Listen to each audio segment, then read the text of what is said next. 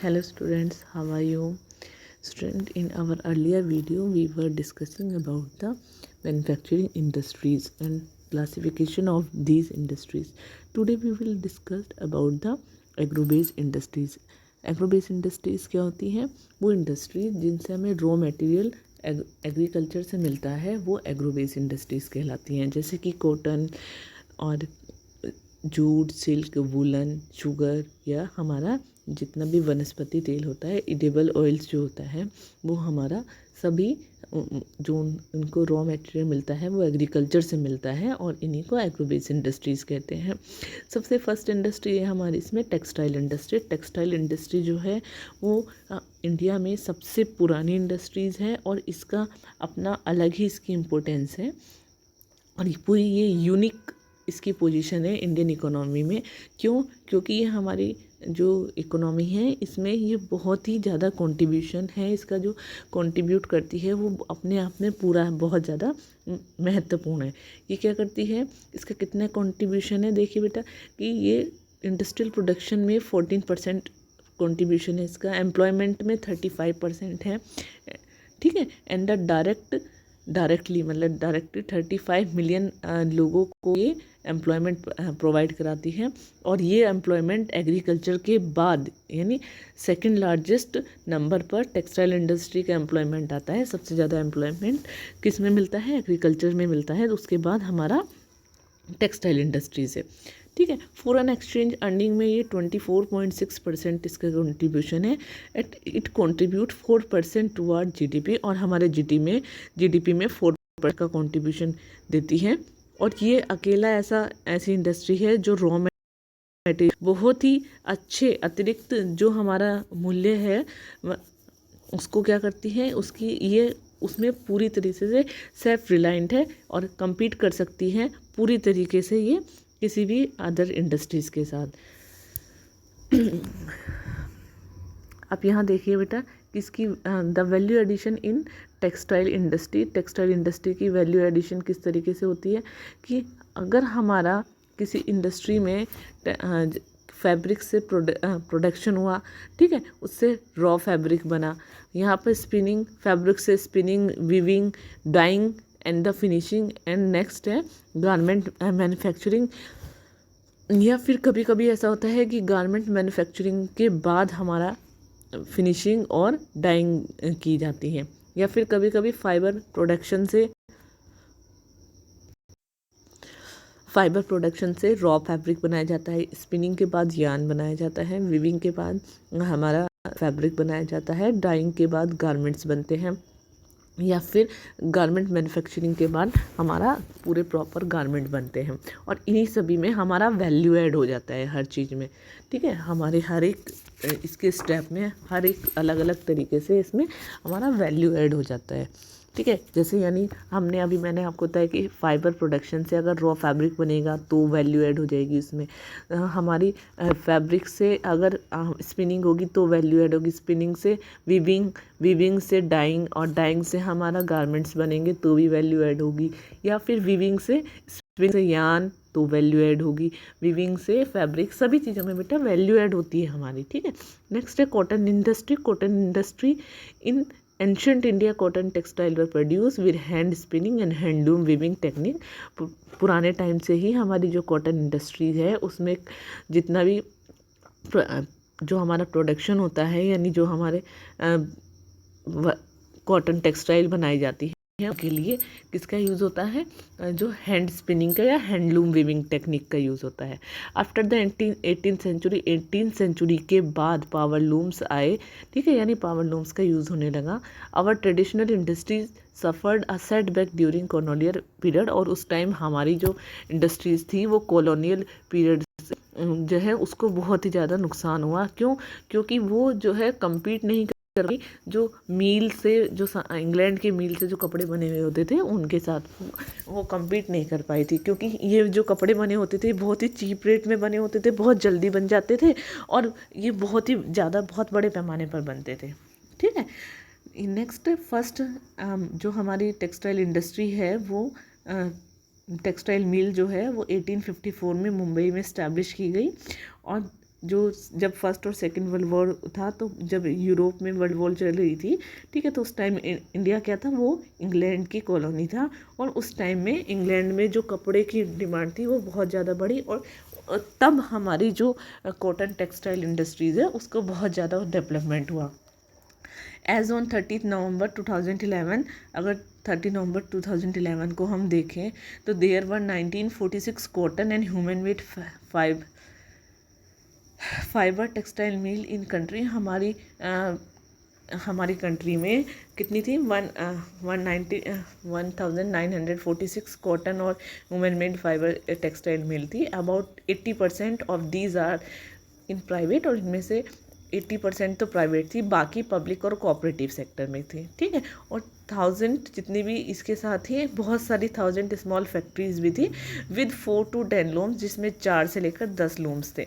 In the early year में हम देखें तो टेक्सटाइल इंडस्ट्री जो थी वो सिर्फ महाराष्ट्र गुजरात की जो बेल्ट थी, कॉटन ग्रोइंग बेल्ट, जहाँ पर कॉटन उगाया जाता है, वहीं तक थी। वहाँ पर क्या था, availability of raw cotton, market, transport including accessible port facility, labor, most climate etc contribute toward its localization। और ये वहाँ पर रॉ मटेरियल बहुत अच्छा था, मार्केट, ट्रांसपोर्ट की वजह से, पोर्ट फैसिलिटी की वजह से, जो चीप लेबर मिल जाते हैं उनकी वजह से, या वहाँ का जो मोस्ट क्लाइमेट था उसने बहुत ज़्यादा कंट्रीब्यूट दिया, इन सब इसको बहुत कंट्रीब्यूट किया यहाँ पर, और ये वहीं पर लोकलाइजेशन हो गया इसका। This industry has close link with agriculture. इस इंडस्ट्री का हमारी एग्रीकल्चर से बहुत ही ज़्यादा क्लोज लिंक है। क्यों? क्योंकि ये बहुत ही अलग अलग तरीक़ों से फार्मर्स को क्या है, लिविंग जो उनके लाइवलीहुड प्रोवाइड कराती है, उनको सोर्स ऑफ अर्निंग प्रोवाइड करवाती है। जैसे कि ये जो फार्मर्स हैं, कॉटन बॉल प्लकर हैं, जो कॉटन के बॉल्स को चुनते हैं, वर्कर्स जो गिनिंग में, स्पिनिंग में, वीविंग में, डाइंग या डिज़ाइनिंग, पैकिंग करने में, टेलरिंग करने में, स्विमिंग करने में, ठीक है, एंगेज रहते हैं और उनको जॉब मिलती है। और इसकी वजह से the industry by create demands support many other industries. और ये जो इंडस्ट्रीज़ हैं इसकी वजह से बाकी अदर इंडस्ट्रीज़ की भी में भी डिमांड होने लगी है, such as chemical and dyeing mill store, packing material and engineering work. यानी इस जो ये इंडस्ट्री है इसकी वजह से जो हमारे केमिकल और डाइंग, जो हम केमिकल या डाइंग मिल स्टोर हैं, या पैकिंग जो पैकिंग करते हैं, या इंजीनियरिंग इंडस्ट्रीज जो हैं उनकी भी मांग बढ़ी है। और इसके साथ साथ ही हमारा इस इंडस्ट्री का भी बहुत ज़्यादा डेवलपमेंट हुआ है। While spinning continue to be centralised in Maharashtra, जबकि स्पिनिंग जो है हमारे महाराष्ट्र, गुजरात, तमिलनाडु यहीं तक सेंट्रलाइज्ड है, यहीं तक सीमित हो गई हैं। जबकि जो वीविंग है, weaving is highly decentralised. Weaving क्या है, हमारी बहुत ही ज़्यादा डिसेंट्रलाइज्ड है। और to prove scope of incorporating traditional silk and design of weaving, cotton, silk, zari, embroidery et cetera. और ये क्या करती है, जैसे कि सूती, रेशमी, जरी और जितने भी जरी वर्क होते हैं, और उनके लिए जरी वर्क आदि, इनमें बुनाई के लिए इनमें क्या होता है, पुरानी ही डिज़ाइन और हमारे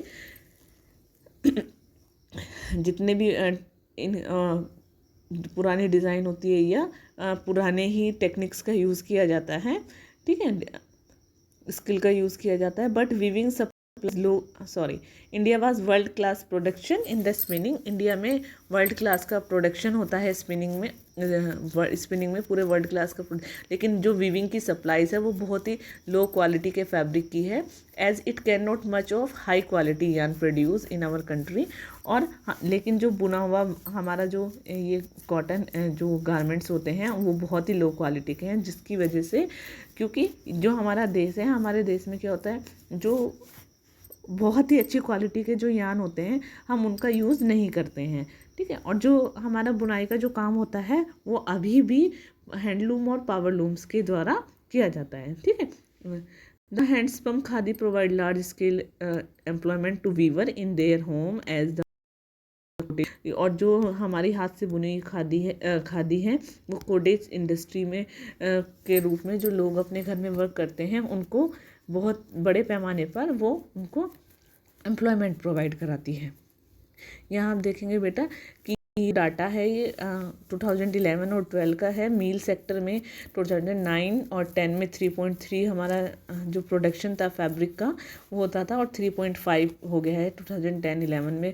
पावर लूम्स में 84.1, 11 और 10 और 11 में भी 84.1 था। हैंडलूम्स में 11.3 और 11.1 है, और अदर्स में 1.3 है। ठीक है, नेक्स्ट है इंडिया एक्सपोर्ट करता है यान को जापान। ठीक है, जापान में यान को एक्सपोर्ट करता है, लेकिन ये इंपोर्ट करता है, द इम्पोर्टर कौन कौन से इम्पोर्टर हैं हमारे, वो है कॉटन गुड्स के जो फ्रॉम, हम कहाँ से इंपोर्ट करते हैं कॉटन गुड्स को, जापान से, सॉरी यूएसए से, यूके से, Russia, France, east European countries, Nepal, Singapore, Sri Lanka and African countries. यहाँ से हमारा क्या होता है, बहुत सारे कॉटन गुड्स जो है वो इंपोर्ट किए जाते हैं और हम जापान को एक्सपोर्ट करते हैं।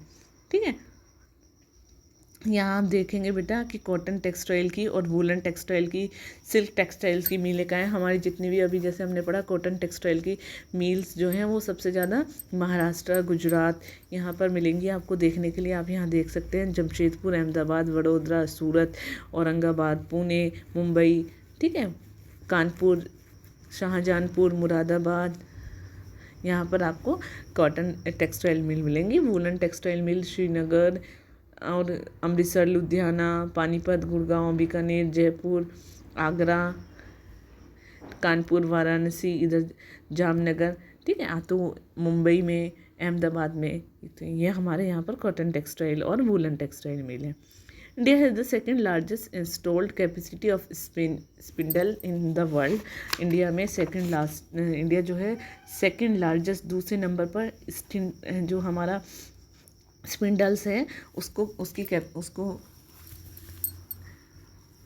सेकेंड नंबर पर आता है स्पिंडल्स की कैपेसिटी रखने में। ठीक है, चीन के बाद इंडिया का ही नंबर आता है, यानी फर्स्ट नंबर पर चीन है। आप 2010, 12 और 11 और 12 के according since the mid 80s, हम अगर 80s के टाइम से देखें, ठीक है, तो क्या है, spinning sector has receive lot of attention. Spinning sector जो है, जो कताई का जो क्षेत्र है, वहाँ पर बहुत ज़्यादा उसको अटेंशन दी गई है। We have a large share in the world trade of cotton yarn. हमारे पूरे वर्ल्ड के ट्रेड में कॉटन यान का बहुत ही ज़्यादा शेयर है। Accounting for 1/4 of the total trade. अगर हम इसको देखें तो कुल जो हमारा इंटरनेशनल ट्रेड है उसमें कितना है, इसका 1/4 है। लेकिन क्या है, हम लोग जो गारमेंट्स को, जो हमारे गारमेंट्स होते हैं, उन गारमेंट्स में कुल जितना भी हमारा है, हमारा उसमें 4% ही टोटल ट्रेड का, पूरे वर्ल्ड के टोटल का 4% ही हमारा उसमें योगदान है। ठीक है, यानी टोटल 4% ही है। हमारे जो देश में जितने भी हमारे कताई के, यानी जो हमारे पूरी कंट्री में स्पिनिंग की मिल हैं, वो कम्पीट कर सकती हैं पूरे वर्ल्ड पर। जितनी भी मिल्स लगी हैं उनको कम्पीट कर सकती है ग्लोबल लेवल पर। उनमें वो कैपेबल हैं बहुत ही using all the fibres we produce, जितने भी फाइबर्स को हम प्रोड्यूस करते हैं। लेकिन हमारी जो बुनाई और कताई के लिए जितनी भी यूनिट्स लगी हुई हैं, ठीक है, वो जितनी भी यूनिट्स लगी हुई हैं, उनमें क्या है, देश में जितना भी हमारे हाई क्वालिटी के जो यान होते हैं, वो उनको क्या कर सकती हैं, उनको यूज़ नहीं कर सकती हैं। ठीक है, इसलिए हम क्या करते हैं, हम इस क्षेत्र में कुछ ही बड़े और बहुत ही मॉडर्न हमारे यहाँ कारखाने हैं। ज़्यादातर क्या हैं, वो बहुत ही छोटी छोटी और जो ज़्यादातर बहुत छोटे हैं और वो बिखरे हुए इधर उधर, यानी हम इसलिए यूज़ नहीं कर पाते क्योंकि हमारे यहाँ बहुत ही मॉडर्न जो है प्रोडक्शन के लिए मॉडर्न फैक्ट्रीज़ नहीं हैं। ठीक है, जो हमारे यहाँ जो प्रोडक्शन होता है जहाँ, वो बहुत ही छोटे और इधर उधर बिखरे हुए कारखाने हैं, जिसकी वजह से हमारा जो प्रोडक्शन है वो सिर्फ लोकल मार्केट की डिमांड्स को ही पूरा कर सकता है। This mismatch is a major drawback for industry. और ये जो मिसमैच है, यानी हम कैपेबल तो हैं लेकिन हमारे पास इंडस्ट्रीज़ नहीं है। ठीक है, इसकी वजह से ही हम क्या कर सकते हैं, ये बहुत ही बड़ा ड्रॉबैक है हमारे इंडस्ट्रीज़ के लिए। और इसका रिज़ल्ट ये है कि बहुत सारे स्पिनर्स जो हैं, many of our spinner export cotton yarn को एक्सपोर्ट करते हैं और गारमेंट्स को वहाँ से इंपोर्ट करते हैं। ठीक है, garment manufacture have to import fabric, और हमें उसके लिए गारमेंट्स को क्या करना पड़ता है, उसका जहाँ पर वो बनाते हैं वहाँ से उसको इंपोर्ट करना पड़ता है। ठीक है, देखिए जैसे कि हम यार्न सोल्ड करते हैं 85 पर के जी, ₹85 पर के जी में, लेकिन जब वो उससे ट्राउज़र बन के आती है वो 800 पर के जी की वैल्यू से बनकर आती है।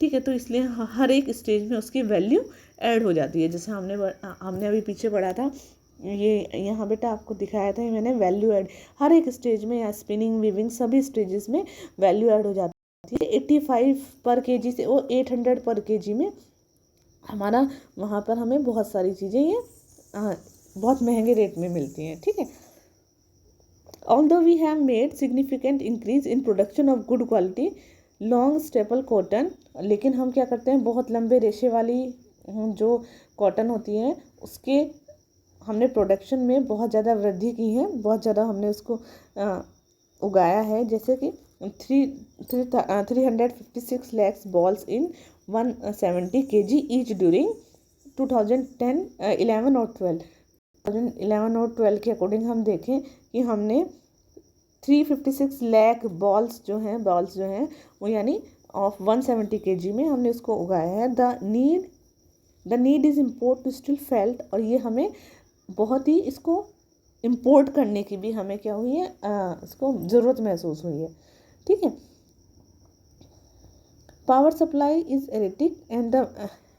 erratic and machinery needs to be upgraded in weaving processing sector particular. इसकी क्या है, इसके कारण क्या है, लेकिन हमारा जो है जो बुनाई है या फिर बाकी चीज़ों के बाकी जो दूसरे भी एरिया, जैसे कि पावर जो होती है, पावर सप्लाई रेगुलर नहीं है, उसको दूर करने की हमें ज़रूरत है, और नई नई मशीनों का यूज़ करने की भी हमें ज़रूरत है।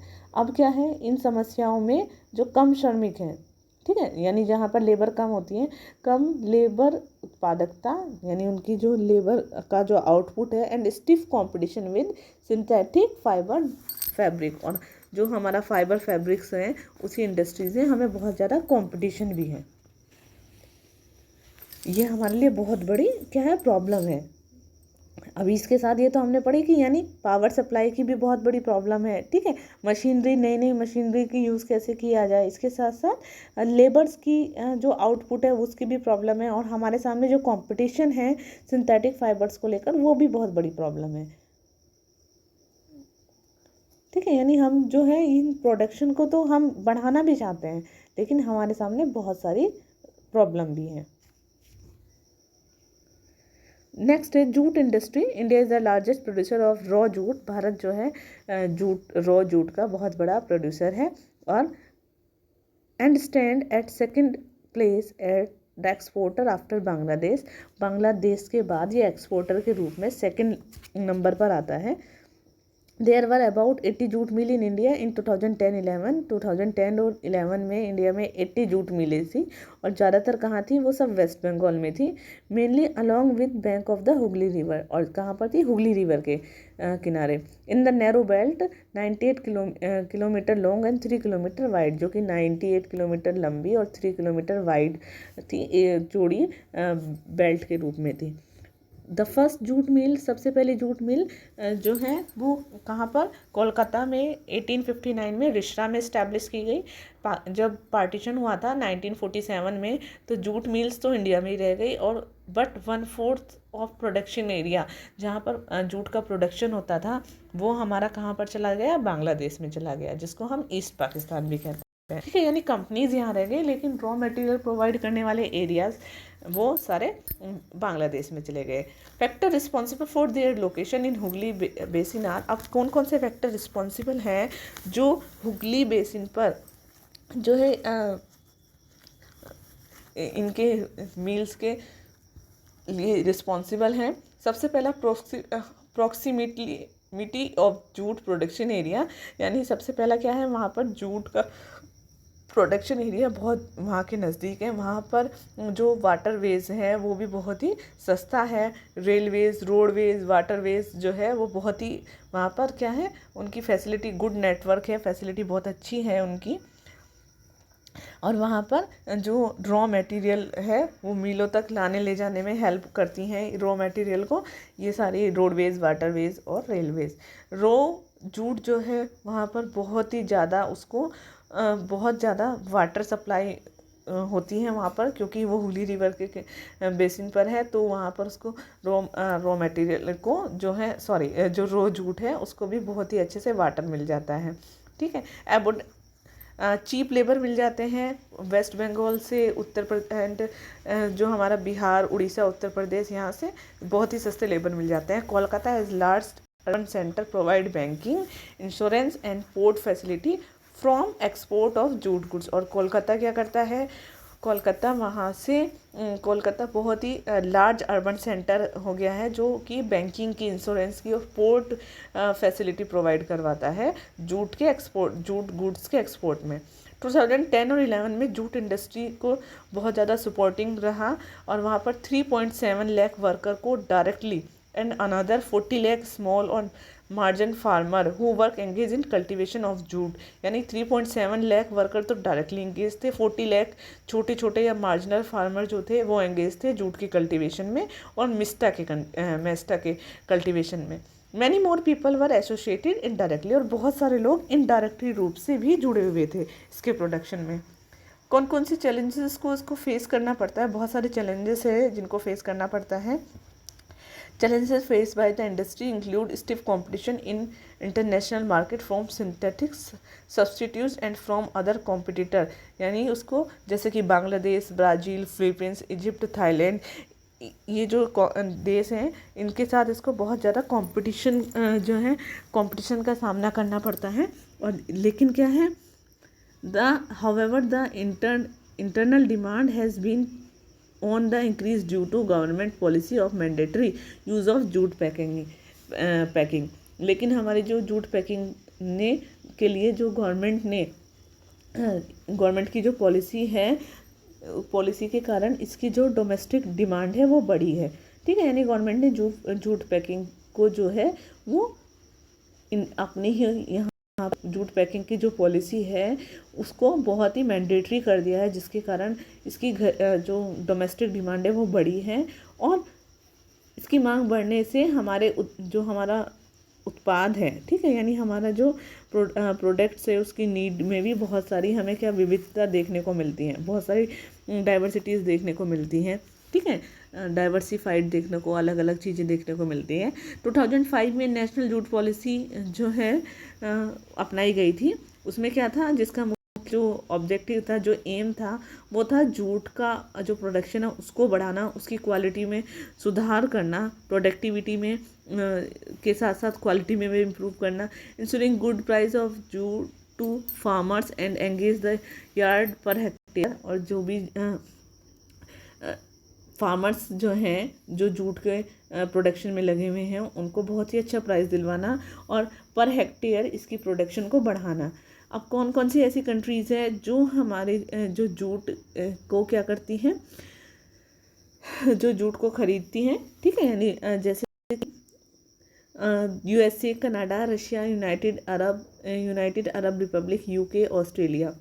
The growing global concern environment friendly. अब हमारे क्या है, पूरे वर्ल्ड में ग्लोबल कंसर्न यानी जो हमारे इको फ्रेंडली सिस्टम चला हुआ है, ठीक है, उसकी वजह से क्या है, बायोडिग्रेडेबल मटेरियल की डिमांड बढ़ी है और इसकी वजह से एक अपॉर्चुनिटी मिली है जूट के प्रोडक्शन को बढ़ने के लिए। ठीक है, यानी जूट से बनी चीज़ों का प्रोडक्शन जो है उसकी डिमांड बहुत ज़्यादा बढ़ गई है। नेक्स्ट है sugar industry. India stand second as world producer of sugar but occupies the first place in production of gur and khandsari. India क्या है, सेकंड नंबर पर हमारे पूरे वर्ल्ड में जो शुगर है, शुगर के प्रोडक्शन में उसका सेकंड नंबर है, लेकिन गुड़ और खांडसारी में तो फर्स्ट नंबर है। ठीक है, the raw material used in industry is bulk and the haulage is sucrose content reduce. लेकिन क्या है, ये जो इंडस्ट्री है इसमें जो रॉ मटेरियल यूज़ किया जाता है वो बहुत भारी होता है और ढुलाई में जब हम इसको इसकी ढुलाई करते हैं तो इसमें क्या है, सुक्रोज की जो क्वांटिटी होती है वो बहुत कम हो जाती है। हमारे देश में 2010 और 11 के अकॉर्डिंग 662 शुगर मिलें थी, और वो हमारी कहाँ थी, पूरी कंट्री में जो थी, लेकिन ज़्यादातर उसमें उत्तर प्रदेश, बिहार, महाराष्ट्र, कर्नाटक, तमिलनाडु, आंध्र प्रदेश, गुजरात और पंजाब में थी। ठीक है, हरियाणा, मध्य प्रदेश में थी। 60% mills are in Uttar Pradesh and Bihar, और टोटल जितना हमारा है, टोटल 662 शुगर मिल्स में से 60% हमारी उत्तर प्रदेश और बिहार में थी।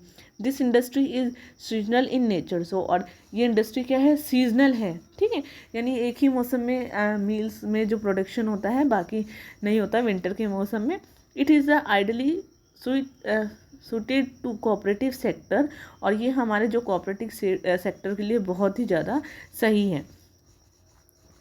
ठीक है, इन रिसेंट ईयर, पिछले कुछ सालों से हम ये देखें कि there is a tendency for mills to shift concentrate in southern and western state, especially in Maharashtra. This is because the cane produce there has a higher sucrose content. अब पिछले कुछ सालों से हम देखें कि जो हमारी मिलें हैं वो साउथ से लेकर हमारी वेस्टर्न जो स्टेट है वहाँ पर शिफ्ट हो रही हैं। ठीक है, वही जितनी भी साउथ में मिली थी वो हमारी वेस्ट में जा रही हैं। इसका है क्यों, क्योंकि यहाँ पर ये जो शुगर कैन है इसमें सुक्रोज जो है उसकी क्वांटिटी बहुत ज़्यादा है, उसका कंटेंट ज़्यादा है। The cooler climate also ensure a longer crush season, और जो कूलर क्लाइमेट होता है वो भी इसकी जो क्वालिटी है, इसकी जो गुणवत्ता है उसको बढ़ाता है। Moreover the cooperative are more successful in these areas, और इसी के साथ साथ जो वहाँ पर कोऑपरेटिव्स हैं वो भी बहुत ज़्यादा सक्सेसफुल हैं इन स्टेट्स में। लेकिन इसके साथ साथ भी वहाँ उनको बहुत सारा चैलेंजेस को फेस करना पड़ता है। कौन कौन से चैलेंजेस है, जैसे include the seasonal nature of industries. इसका जो सबसे बड़ा यही है कि ये जो इंडस्ट्री है वो सीजनल है।